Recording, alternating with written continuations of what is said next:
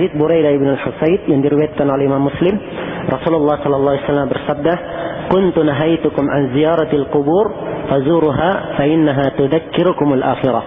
Sungguhnya saya dulu melarang kalian dari berziarah di kuburan, maka sekarang berziarahlah kalian. Apa? Kenapa dibolehkan? Kenapa dihapus hukum larangan? Kata Nabi, karena ziarah ke kuburan itu mengingatkan kalian kepada akhirat. Itu maksudnya. Jadi maksud utama adalah hal tersebut. Kalau sampai di kuburan dia hendak mendoakan kebaikan untuk penghuni kubur, boleh saja. Ya, tidak ada larangan. Dan Nabi pernah mendoakan untuk ibunya. Ya, kemudian beliau menangis karena doanya tersebut tidak diterima, dan karena ibunya mati dalam keadaan kafir. Nah, dalam keadaan musyrikah. Tapi bukan artinya dibolehkan datang ke kuburan semata-mata hanya untuk mendoakan orang yang mati.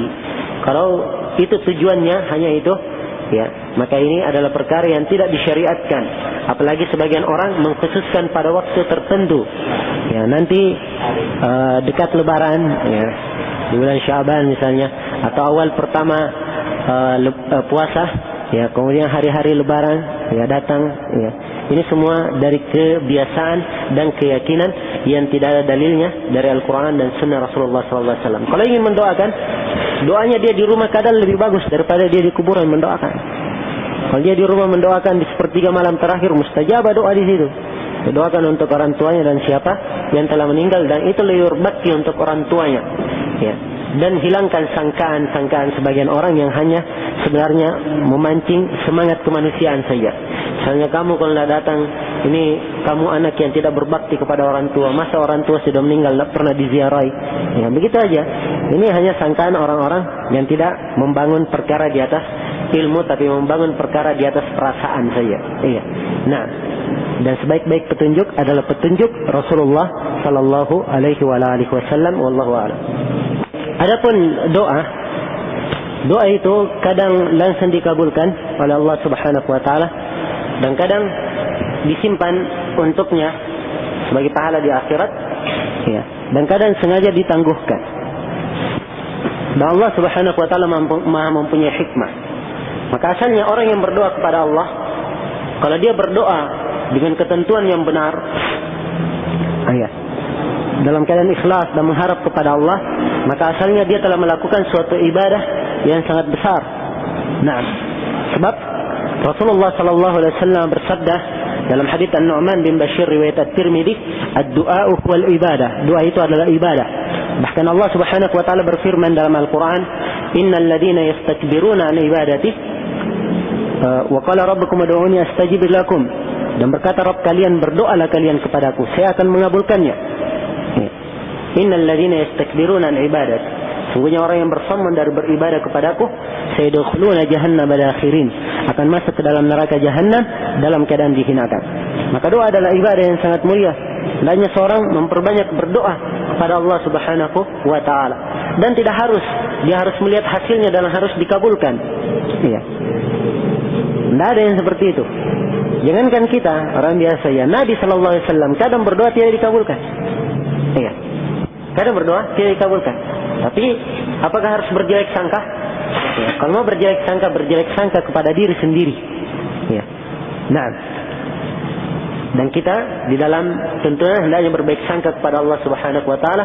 Ya, mungkin doa tersebut diundurkan, mungkin ada yang lebih baik ditunggu. Ya, mungkin diundurkan untuk pahala untuk kita di kemudian hari. Mungkin diundurkan kalau diberikan kepada kita di dunia ini, nanti belakangnya akan tidak baik, ya, dan seterusnya. Ya, demikian hendaknya seorang muslim berbaik sangka kepada Allah Subhanahu wa taala. Dan Allah Subhanahu wa taala berfirman dalam hadits qudsi riwayat Bukhari dan Muslim, "Ana inda dhanni abdi bi." Saya menurut sangkaan hambaku terhadapku. Kalau sangkaannya baik, maka saya pun baik kepadanya. Kalau sangkaannya jelek, maka Allah pun akan berbuat jelek kepadanya. Karena itu hendaknya seorang berbaik sangka kepada Allah Subhanahu wa taala, dan haram hukumnya berjelek sangka kepada Allah Subhanahu wa taala. Kemudian masalah yang kedua berkaitan dengan salat malam atau qiyamul lail, salat tarawih. Nah, diperselisihkan oleh para ulama yang mana lebih utama, dia salat sendiri atau salat sendiri di rumah, atau salat berjamaah di masjid. Ini hukum sebenarnya tidak bisa dikuatkan secara mutlak di rumah, tidak bisa dikuatkan secara mutlak di masjid, sesuai dengan keadaan orang itu. Ya. Kalau dia di rumah sholat sendiri, lebih utama, kita katakan lebih utama dia sholat di masjid bersama imam. Sebab Nabi sallallahu alaihi wasallam bersabda, "Man qama ma'a imamiki hatta yantahi, husiba lahu qiyamul laila." Siapa yang salat qiyamul lail, salat tarawih bersama imamnya sampai selesai, maka terhitung salat satu malam suntuk. Kalau dia berdiri bersama imam, ketimbang dia sendiri di rumah. Tapi kalau dia di rumahnya, ya salat berjamaah dengan keluarganya, kemudian ingin dia hidupkan di rumahnya, dia sholat di sepertiga malam terakhir, berhubung oleh sholatnya tarawih kebanyakannya di awal malam, dia ingin mendapatkan keutamaan lebih banyak sepertiga malam terakhir. Karena itu dia sholat di rumah berjamaah bersama keluarganya. Yang seperti ini tidak apa-apa. Ini lebih utama di rumah, lebih utama di rumah. Karena itu tidak bisa dikuatkan secara mutlak ini, dan itu secara mutlak semuanya terhitung ya sesuai dengan keadaan. Dan kadang pada satu masjid terjadi atau dilakukan beberapa perkara yang merupakan perkara mungkar di dalam agama atau bid'ah dalam masalah agama. Ya, karena ini juga termasuk poin-poin yang bisa menurunkan nilainya dan yang di rumah itu bisa lebih afdal. Ya. Nah, jadi tergantung keadaan dan tergantung kondisi setiap orang, dan tidak bisa dipastikan hukumnya ini lebih utama di rumah secara mutlak dan lebih utama di masjid secara mutlak. Tapi perlu dirinci, wallahu taala a'lam. Adapun yang pertama tentang zikir 70 kali dan 100 kali, itu tidak bisa diumumkan pada semua zikir. Zikir-zikir tertentu yang ada nafs. Ya. Kalau ingin membatasi dengan jumlah bilangan, harus ada nafsnya. Seperti tadi istighfar dan tobat, ya ada 100 kali, tidak apa-apa, punya nafs. Ya. Tapi kalau nafsnya mutlak, misalnya pengucapan alhamdulillah, subhanallah, alhamdulillah, tidak terikat dengan jumlah, kemudian dia batasi dengan jumlah tertentu, misalnya dia baca 100 kali saja tiap hari, nah ini dia bikin tuntunan baru di dalam agama. Yang mutlak, yang nas yang umum dibuat umum, jangan diikat dengan suatu. Nas yang terikat kita ikat, jangan dibuat umum. Ya begitu. Secara umum kaidah dalam syariat. Nah, kemudian zikir tersebut, ya, tergantung konteks nasnya. Ya, kadang istighfar ditentukan 70 kali, ya secara berturut-turut, ya 70 kali. Dan yang disebutkan dalam hadis tadi itu tidak harus langsung secara berturut-turut. Ya, dan kayaknya ini mungkin yang diinginkan di sini, tidak langsung 70 kali berturut-turut dalam satu hari. Ya mungkin di waktu pagi dia sambil ingat, dia baca. Di waktu siang atau di pagi saya masih 30, dia tambah lagi. Terus sampai genap 100 kali itu juga boleh. Nah, dan tidak harus langsung berturut-turut. Cuman kalau dia langsung segera berturut-turut itu lebih bagus. Ya, sebab dasarnya perintah itu, ya kalau ada perintah dasarnya dikerjakan secepat mungkin. Allah Subhanahu wa taala berfirman, "Wasari'u ila maghfiratin min rabbikum." Bersegeralah kalian menuju pengampunan dari Rabb kalian. Asalnya bersegera. Nah, makmum, kalau misalnya imamnya membaca Al-Fatihah, ya, kan makmum diwajibkan membaca Al-Fatihah di rakaat ketiga dan keempat pada salat Isya, atau salat yang 4 rakaat. Makmumnya belum selesai, imam sudah ruku. Maka dalam posisi yang seperti ini, makmum menyelesaikan Al-Fatihahnya. Ya, menyelesaikan Al-Fatihahnya cepat, kemudian mengejar imam ruku. Nah, demikian. Ya. Sebab sallallahu alaihi wasallam bersabda, ya, "Ma adraktukum fasallu." Apa yang kalian dapat maka salatilah. Ya. Maka di sini masih bisa dia idrak, dan insyaallah taala masih boleh dia membacanya. Ya, wallahu taala alam. Salatnya tersebut 2 rakaat, salat tarawihnya 2 rakaat, maka duduknya iftiras.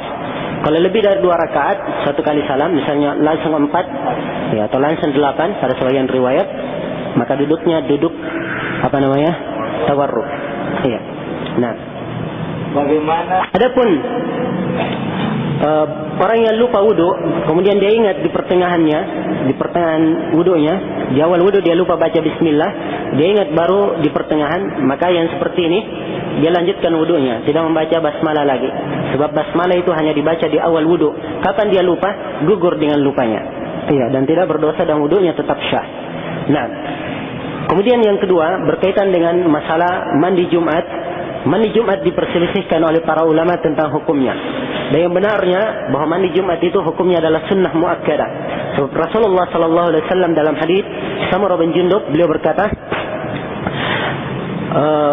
kata beliau, man tawadda yaumal jum'ah fabiha wa ni'mat wa man igtasala fal ghuslu afdal. Siapa yang berwudu pada hari Jumat, maka itu adalah perkara yang sangat bagus, dan siapa yang mandi, maka mandi yang lebih afdal, lebih utama.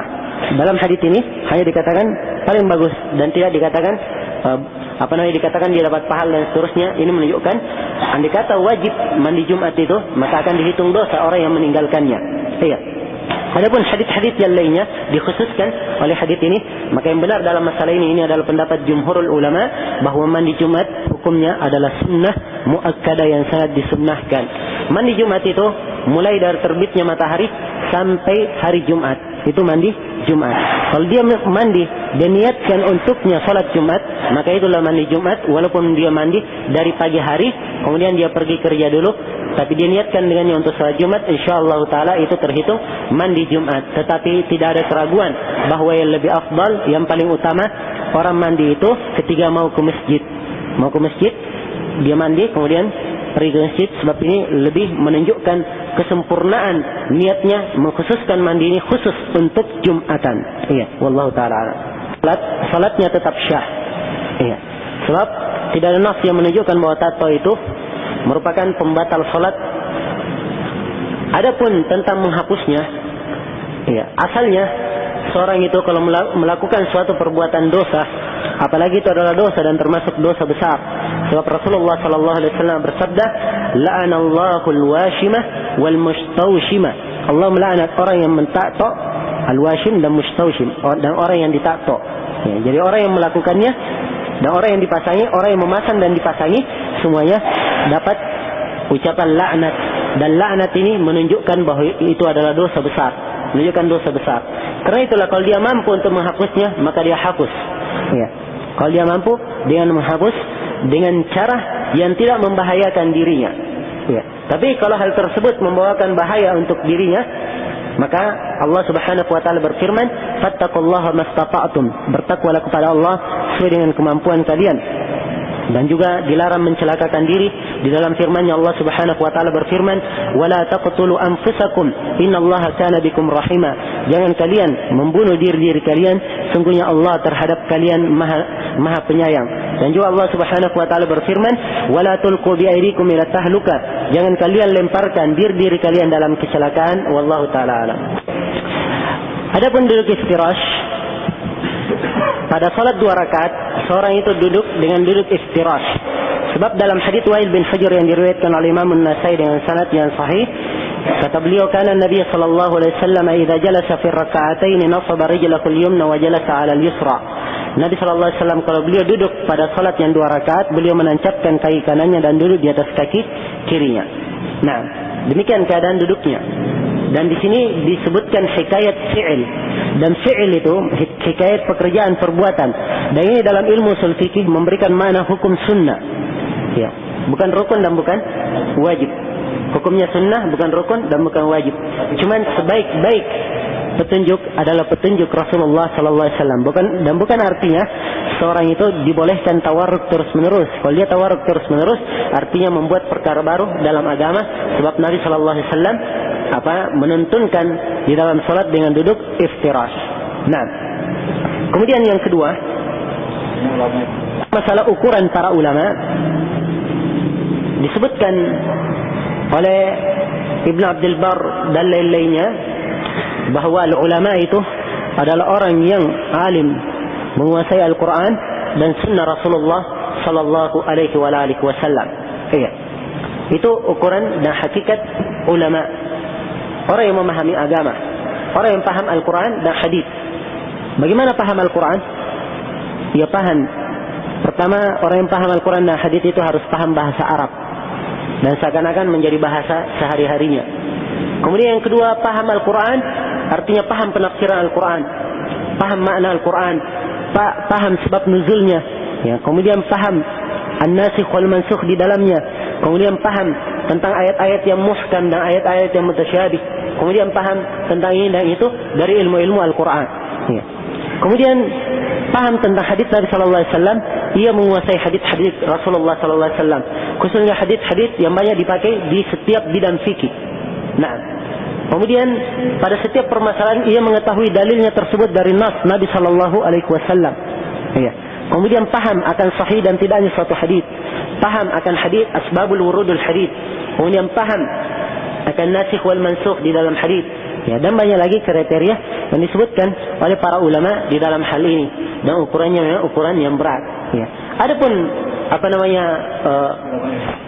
ulama yang menjadi rujukan, ya sebenarnya kita tidak pedulikan ulamanya dari mana. Ya, yang jelas kapan ulamanya tersebut masuk di dalam kategori ulama ahli ijtihad, ulama besar, ya maka itu lebih pantas kita jadikan rujukan, sebab mereka yang lebih berpotensi dan mereka yang lebih diandalkan dari sisi keilmuan. Ulama manapun, ya apakah dari Indonesia, dari yang lainnya, dan banyak juga ulama di negeri Arab tidak pernah dijadikan rujukan dan juga punya karangan-karangan. Cuman ada yang lebih besar dan lebih bagus dari mereka, dan itu yang dijadikan sebagai rujukan. Demikian. Maka tidak menyebutkan, ya berhubung karena kita berada di Indonesia terus tidak menyebut ya ulama Indonesia. Kalau berada di negeri Mesir misalnya tidak pernah disebut ulama Mesir, ya tidak berada ini dan seterusnya, itu bukan keharusan, ya bukan keharusan, dan tidak ada yang mengharuskan, dan juga bukan celaan kepada orang yang tidak disebut. Ya, yang menjadi ukuran itu kapan seorang menyampaikan atau kapan seorang berilmu dengan Al-Quran was Sunnah, maka dialah ulama yang dijadikan rujukan. Wallahu taala alam. Masalah ibadahnya, ibadah itu ambil sebagai kaidah, ibadah itu diterima dengan dua syarat. Syarat yang pertama ikhlas, dan syarat yang kedua dibangun di atas tuntunan Rasulullah sallallahu alaihi wasallam. Ini syarat diterimanya ibadah. Dan ibadah itu kalimat dibangun di atas ikhlas menunjukkan dia di atas akidah yang benar. Maka kalau bid'ah yang dia lakukan, bid'ah yang mengeluarkan dia dari Islam, bid'ah yang mengkafirkan, misalnya dia menyembah kuburan, meminta kepada orang mati dan seterusnya, ini bid'ah mengkafirkan, keluar dari Islam. Ya. Maka yang seperti ini dia terima amalannya apapun yang dia lakukan. Tapi kalau bid'ahnya tersebut tidak mengkafirkannya, misalnya bid'ah melakukan maulid, Isra Mi'raj atau Barzanji atau yang semisal dengan itu, ini tidak mengkafirkan dia keluar dari Islam. Yang seperti ini amalannya yang lain selain amalan bid'ahnya, amalannya yang lain itu diukur dua syarat. Kalau dia dengan ikhlas dia lakukan dan di atas tuntunan Nabi, insyaallah mendapatkan pahala. Cuman orang yang berbuat bid'ah itu sendiri itu biasanya jarang diberi taufik untuk berbuat kebaikan. Ya. Dan bid'ahnya itu akan menyeret dia untuk berbuat sesuatu yang lebih banyak menjurus kepada kebinasaannya. Sebab dalam Al-Quran dikatakan, "Falamma zagu azaghallahu qulubahum." Tatkala mereka menyimpang, maka Allah membuat hati mereka semakin menyimpang. Dan juga Allah Subhanahu wa taala berfirman, "Fi qulubihim maradun fazadakumullahu marada." Dalam hati mereka ada penyakit, maka ditambah lagi oleh Allah Subhanahu wa taala dengan penyakit. Dan juga Allah Subhanahu wa taala berfirman, "Qul man kana fi dhalalah falyamdud lahu ar-rahmanu madda." Katakanlah siapa yang berada dalam kesesatan, maka Allah akan membuat dia semakin lapang, semakin larut dalam kesesatannya. Ini bahaya bid'ah tersebut. Nah, adapun salat di belakangnya dirinci ahlul bid'ah itu. Ahlul bid'ah kalau bid'ahnya mengkafirkan keluar dari Islam, maka tidak boleh salat di belakangnya. Dan kalau salat di belakangnya, salatnya tidak syah, dia harus ulangi salatnya. Ya, kalau ahlul bid'ahnya bid'ah yang tidak mengeluarkan dari Islam, ya seperti jenis-jenis bid'ah yang disebutkan tadi, maulid, Isra Mi'raj atau Barzanji atau yang semisal dengan itu, ini tidak mengeluarkan dari Islam, maka salat di belakang yang seperti ini dirinci. Kalau ada masjid lain selain dari masjid itu, maka lebih bagus salat di belakang orang yang lebih baik. Ya, sebab asalnya menjadi imam itu yang paling baik dan paling afdal di kalangan di kalangan manusia.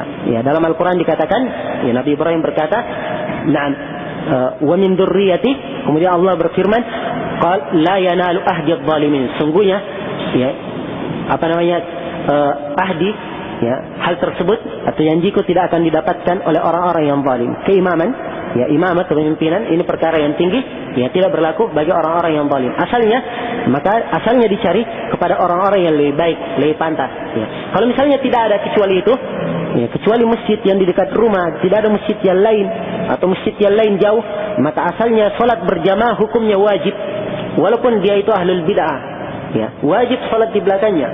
Nah, wajib salat di belakangnya. Ya, inilah yang dikatakan oleh para ulama dari dulu sampai sekarang, ya, tentang wajibnya salat di belakang imam, baik maupun yang buruk.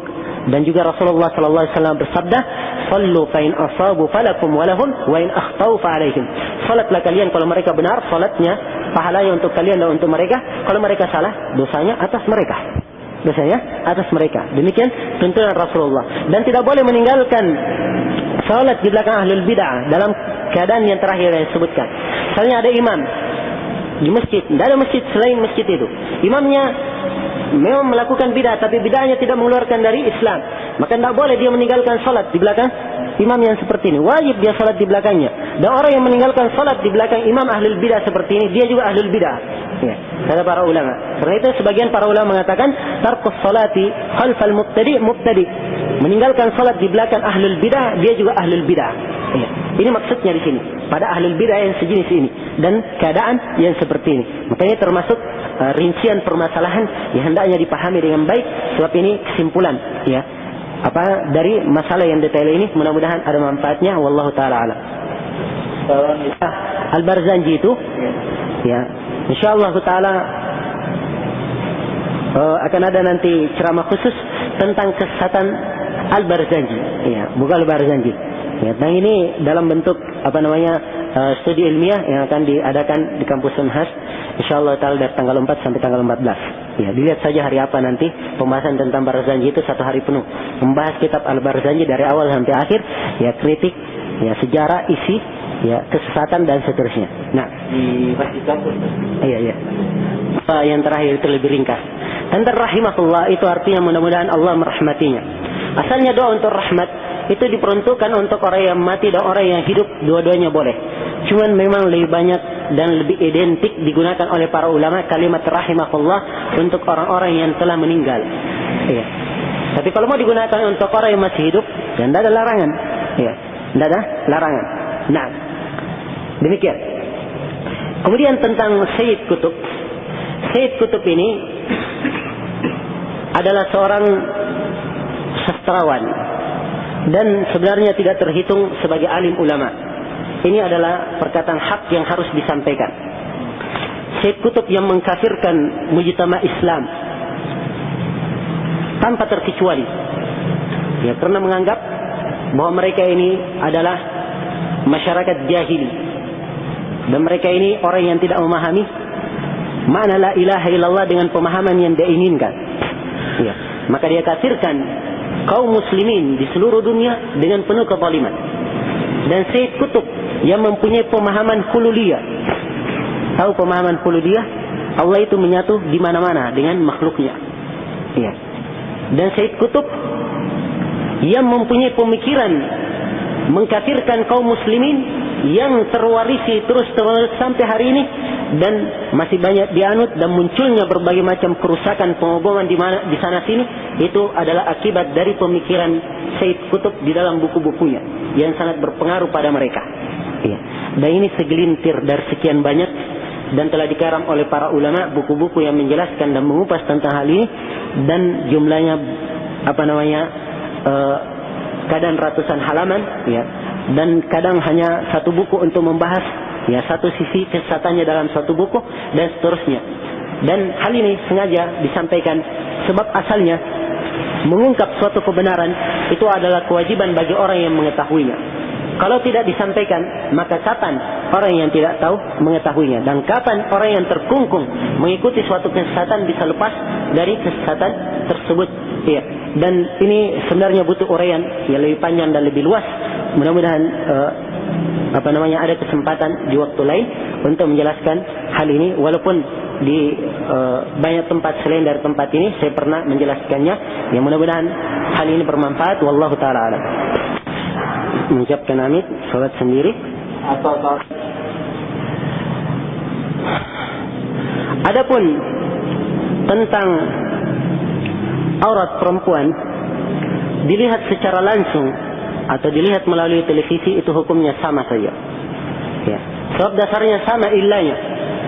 Asalnya sama illanya. Nah, jangan dikira itu gambar dan beda dengan orang yang melihat langsung.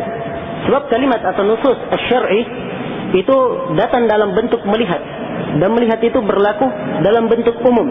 Kemudian datang dalam bentuk yang menjelaskan illah yang sama, sebab yang sama. yaitu sebabnya akan menjatuhkan seorang itu di dalam perbuatan zina. Nah, kapan nilainya sama, menyatukan sebab, maka seluruh hal tersebut adalah perkara yang terlarang. Ini dari satu sisi. Dari sisi yang lain, gambar itu adalah perkara yang diharamkan di dalam syariah. Gambar dalam bentuk terlukis, dalam bentuk kamera, atau dalam bentuk foto, dalam bentuk 2 dimensi atau 3 dimensi, semuanya adalah perkara yang diharamkan di dalam syariatul Islam. Dalam hadits Ali bin Abi Thalib yang diriwayatkan oleh Imam Muslim, Rasulullah sallallahu alaihi wasallam bersabda, atau Ali berkata, saya diutus oleh Nabi sallallahu alaihi wasallam dengan perintah, alla ad'a qabran musyrifan illa sawaitu, tidak boleh saya lewati kuburan yang tinggi kecuali saya harus ratakan, wala suratan illa tamastu, dan tidak pula gambar kecuali saya harus hapus. Dan juga orang yang ada gambar di dalam rumahnya tidak akan dimasuki malaikat, sebab Nabi sallallahu alaihi wasallam bersabda, na'am innal malaika la tadkhulu baitan fihi kalbun wala sura, sungguhnya malaikat tidak akan masuk ke rumah yang ada anjing di dalamnya, dan tidak pula masuk ke dalam rumah yang ada gambar di dalamnya. Dan di dalam hadits Abu Hurairah yang diriwayatkan oleh Imam Tirmidzi, Rasulullah sallallahu alaihi wasallam bersabda, yakhruju unqun yawmal qiyamah lahu aynani tubsirani wa lisan wa udunani yasma'ani wa lisanun yantiq. Akan keluar pada hari kiamat leher yang mempunyai 2 mata, melihat 2 telinga, mendengar 1 lisan berbicara. Dia berkata, wukiltu bi salat, saya diperintah untuk menyiksa 3 orang, di antaranya bil musawwirin, orang-orang yang menggambar. Dan dalam hadits Ibn Abbas riwayat Bukhari, Rasulullah sallallahu alaihi wasallam bersabda, la'anallahul musawwirin, Allah melaknat orang-orang yang menggambar. Kalau ingin cerita tentang hadits-hadits gambar, mungkin kalau kita duduk sampai jam 10 belum selesai. Maka ini segelintir dari beberapa hadits yang menunjukkan tentang haramnya hal tersebut, dan beberapa poin yang menunjukkan tentang bahayanya televisi dan dampaknya yang sangat negatif dan berbahaya terhadap umat. Kalau bukan kerusakan, di antara kerusakan yang sangat besar yang muncul darinya, rusaknya kaum muslimin dari sisi akidah. Banyak orang-orang punya pemahaman salah tentang hantu keliaran. Kemudian banyaknya orang-orang yang punya rasa takut, lewat di depan kuburan, atau lewat tempat-tempat yang sepi, tempat-tempat yang gelap. Semuanya orang-orang yang banyak terwas-wasi dengan nonton TV. Kemudian kerusakan dari sisi lain, menyebabkan terseretnya mereka jatuh di dalam maksiat. Kemudian pada sebagian atau kebanyakan acaranya buang-buang waktu. Andai kata bukan hanya ini kerusakan-kerusakannya cukup tentang haramnya televisi tersebut, apalagi ditambah dengan kerusakan-kerusakan yang lainnya, wallahu taala alam. Maka yang paling afdal dan paling utama adalah muslim yang menjaga dirinya, menjaga keluarganya. Ya ayyuhalladzina amanu qu anfusakum wa ahlikum nara, wahai orang-orang yang beriman, jaga diri kalian dan keluarga kalian dari api neraka. Nah, setiap orang pandai untuk menjaga dirinya dan menjaga keluarganya, jangan sampai diserang oleh musuh dari dalam rumahnya. Wallahu taala alam. Membaca amin bagi imam itu hukumnya adalah sunnah. Dan juga demikian pula hukum membaca amin bagi makmum menurut pendapat yang paling kuat di kalangan para ulama. Hukumnya adalah sunnah. Jadi kalau mengenai masalah boleh enggak dia tidak membaca amin, hukumnya boleh. Sebab asalnya itu hanya sekedar sunnah. Nah, jadi tidak harus membaca amin, walaupun kita katakan bagusnya dia membaca amin. Nah, doa dalam bahasa Indonesia, kalau doanya tersebut di luar salat, itu boleh saja. Nah, tapi kalau di dalam salat, doa itu harus dengan bahasa Arab. Harus dengan bahasa Arab. Sebab tidak pernah dinukil dalam salat itu ada dengan bahasa lain. Nah, asalnya dalam salat itu adalah tauqifiyah. Ini tentang masalah doa. Yang kedua tadi, dan salat tobat ini saya kira butuh uraian dan pembahasan. Dan untuk sementara saya belum bisa menjelaskan secara tuntas tentang salat tobat ini. Dalil tentang disyariatkannya, ada hadis dihasankan oleh Syekh Al-Albani menunjukkan tentang disyariatkannya salat tobat. Cuman kaifiyah dan seterusnya ini butuh uraian dan pembahasan. Yang mudah-mudahan di waktu lain insyaallah taala ada kemudahan untuk menjelaskannya, wallahu taala alam. Dan saya kira cukup dulu pertemuan kita malam ini. Mudah-mudahan apa yang kita dapat dan kita dengarkan ada manfaatnya untuk seluruh jamaah, dan saya mohon maaf atas segala macam kekurangan. Subhanakallahumma bihamdik, asyhadu an la ilaha illa anta, astaghfiruka wa atubu ilaik. Walhamdulillahirabbil alamin. Wassalamualaikum warahmatullahi wabarakatuh. Bismillahirrahmanirrahim. Assalamualaikum warahmatullahi wabarakatuh.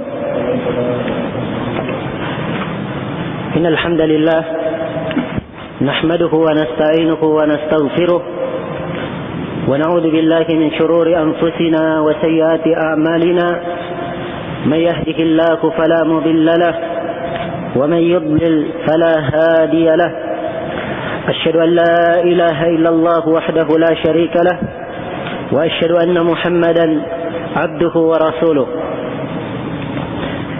يا أيها الذين آمنوا اتقوا الله حق تقاته ولا تموتن إلا وأنتم مسلمون يا أيها الناس اتقوا ربكم الذي خلقكم من نفس واحدة وخلق منها زوجها وبث منهما رجالا كثيرا ونساء واتقوا الله الذي تساءلون به والأرحام إن الله كان عليكم رقيبا يا أيها الذين آمنوا اتقوا الله وقولوا قولا سديدا يصلح لكم أعمالكم ويغفر لكم ذنوبكم ومن يطع الله ورسوله فقد فاز فوزا عظيما. أما بعد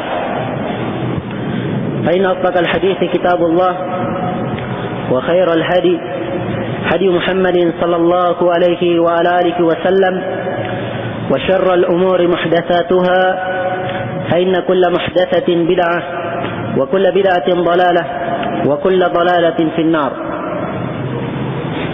Hadirin yang saya hormati dan saya muliakan, kita masih dalam pembahasan bab taubat dari kitab Riyadhus Shalihin karya Imam An-Nawawi rahimahullahu taala. Sekarang kita di hadis yang ketiga.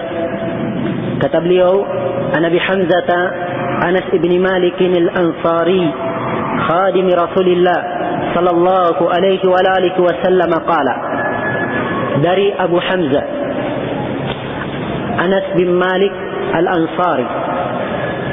Beliau ini sahabat yang terkenal, Anas bin Malik, khadimi Rasulullah sallallahu alaihi wasallam, pembantu atau pelayan Rasulullah sallallahu alaihi wasallam radhiyallahu anhu. Nah, Anas bin Malik membantu Rasulullah selama 9 tahun, menjadi pembantu Rasulullah sallallahu alaihi wasallam selama 9 tahun. Jadi bisa dibayangkan bagaimana beliau muasyarah, bergaul, dan bagaimana beliau mendapatkan pendidikan dari Rasulullah sallallahu alaihi wasallam. Dan beliau Anas bin Malik mendapatkan doa dari Nabi sallallahu alaihi wasallam supaya diperbanyak hartanya dan diperbanyak keturunannya. Dan doa tersebut dikabulkan oleh Allah Subhanahu wa taala. Beliau mempunyai harta yang banyak dan mempunyai keturunan yang sangat banyak. Anaknya, ketika Anas menyampaikan hadis ini, waktu itu dia mempunyai anak 125. Iya. Ya, dari 4 istri tentunya. Sebab dalam syariat Islam hanya diperbolehkan 4 istri. Nah, ini dari berkah doa Rasulullah sallallahu alaihi wasallam ya kepada beliau. Dan di dalam hadis Nabi sallallahu alaihi wasallam bersabda, "Tazawwajul walud al-wadud fa inni mukathirun bikumul umam."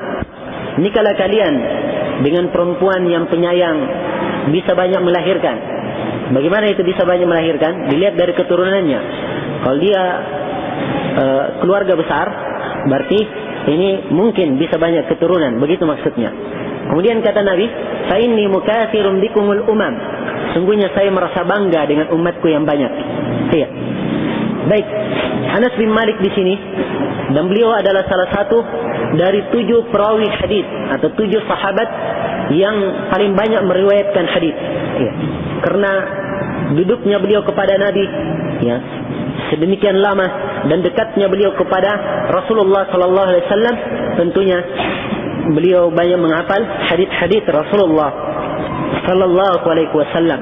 Karena itu wajar kalau beliau adalah salah satu dari 7 orang sahabat yang paling banyak meriwayatkan hadis dari Rasulullah sallallahu alaihi wasallam.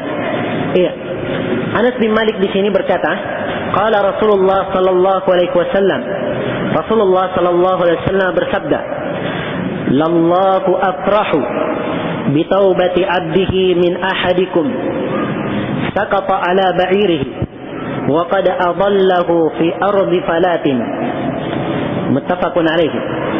Kata Rasulullah, sungguh Allah lebih bergembira dengan tobat seorang hambanya, min ahadikum, dari salah seorang di antara kalian, saqata ala ba'irihi, yang jatuh dari atas ontanya, wa qad adallahu fi ardin fala, yang maksudnya saqata ala ba'irihi, yang dia dapatkan kembali ontanya, bukan jatuh di atas ontanya, dia dapatkan kembali ontanya. Iya. Dia dapatkan ontanya tanpa sengaja. Dia dapatkan lagi ontanya, wa qad adallahu fi ardin fala, yang sebelumnya tadi ia telah disesatkan, telah ditinggalkan di suatu tempat yang sangat luas. Ya, muttafaqun alaih. Hadis ini kata Imam Nawawi riwayat Bukhari dan Muslim. Iya. Jadi dalam hadis ini menerangkan kepada kita bahwa Allah sangat bergembira dengan tobat seorang hamba. Gembiranya itu melebihi kegembiraan seorang yang menemukan ontanya. Ya. Yang tadinya dia di tempat yang sangat luas, di gurun pasir yang sangat luas. Bayangkan kalau orang sudah masuk di gurun pasir, kadang ditempuh dalam jarak beberapa hari, masih gurun pasir. Ya.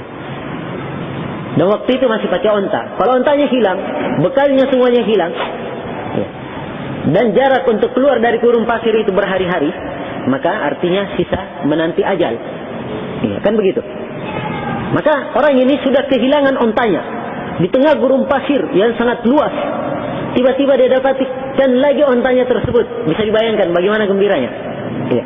Dan Allah Subhanahu wa taala lebih gembira dengan tobat hambanya. Ya. Lebih gembira hamba itu bertobat daripada kegembiraan orang yang seperti kita contohkan tadi.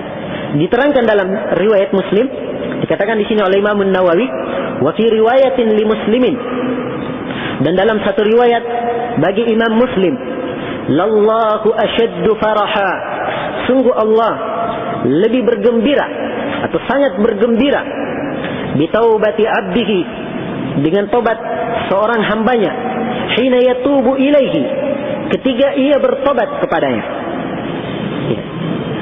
Min ahadikum, kegembiraannya itu melebihi salah seorang dari kalian, kana ala rahilatihi bi ardin fala, dia tadinya di atas tunggangannya, ya, di atas tunggangannya, di ardin fala, ya, di bumi yang sangat luas, di hamparan, ya, bumi yang sangat luas, fanfalatat minhu, ya, dan biasanya di ardul fala itu tempat, ya, tidak diketemukan mata air di situ, dan tidak ada pohon yang bisa dimakan buahnya.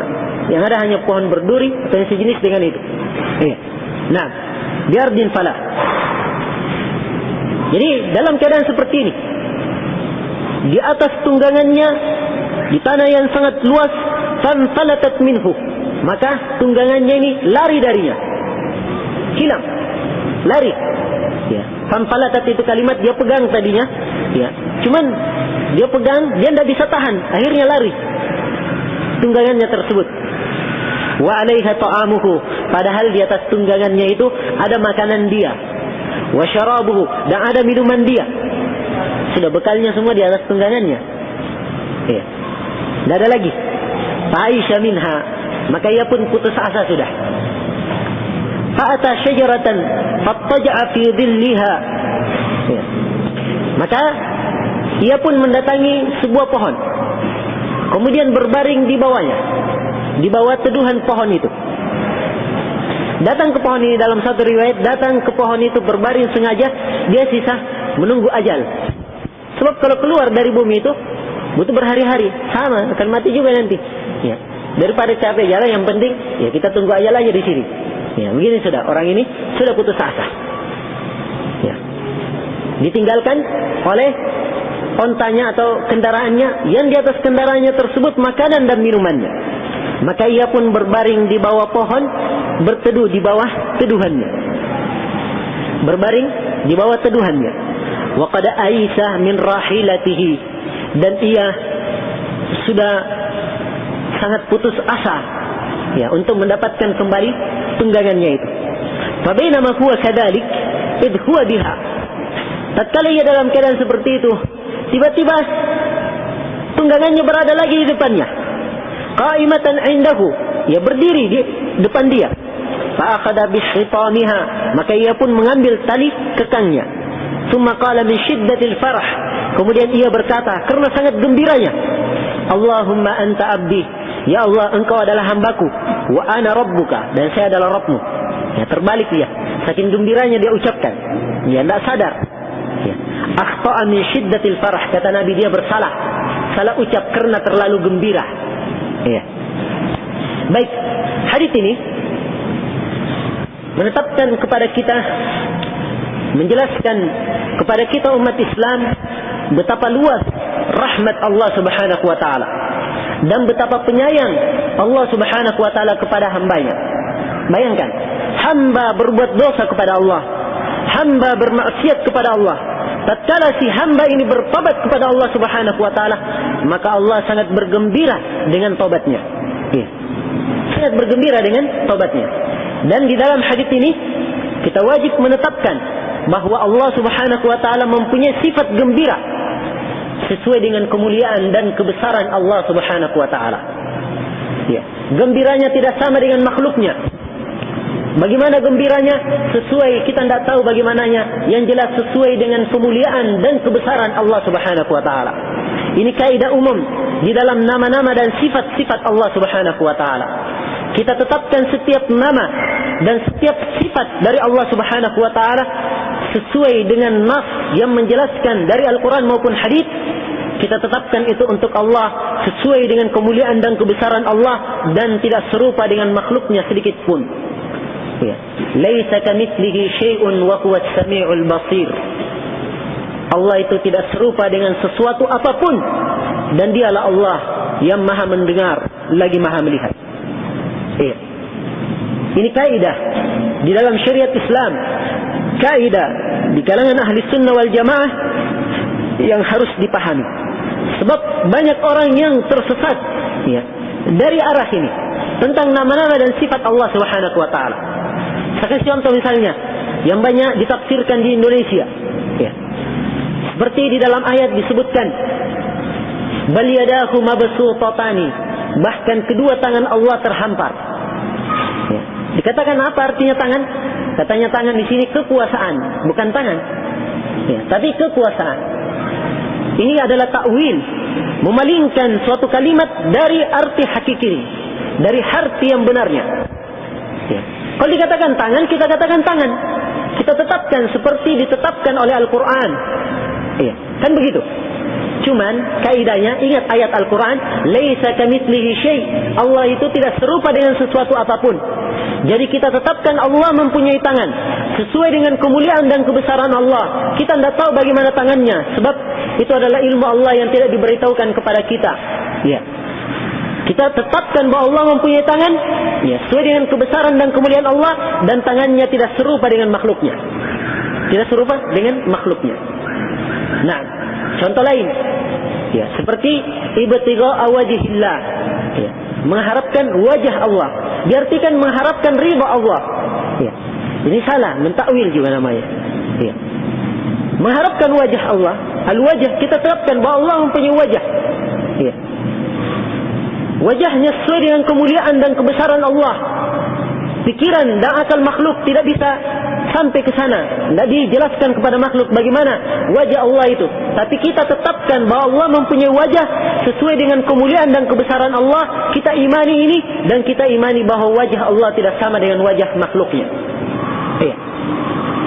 Di sini ada rahasia dalam ayat yang saya bacakan tadi. Laisa kamitslihi syai'un wa huwas samiul basir.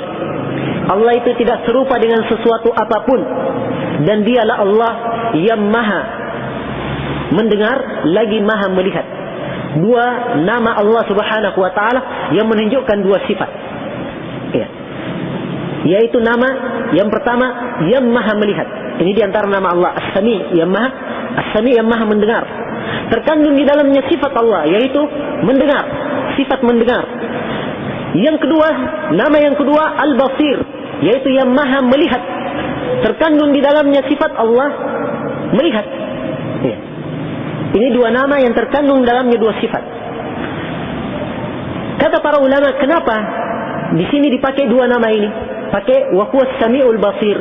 Dialah Allah yang maha mendengar lagi maha melihat. Kenapa tidak pakai nama yang lain, misalnya wa huwar rahmanur rahim misalnya, ya. Wa huwal azizul qadir misalnya. Kenapa tidak pakai yang lain? Ya. Disebutkan oleh para ulama bahwa makhluk ini, ya, di antara seluruh makhluk rata-rata mempunyai mata dan mempunyai telinga, kan begitu? Mempunyai mata, penglihatan, dan mempunyai pendengaran.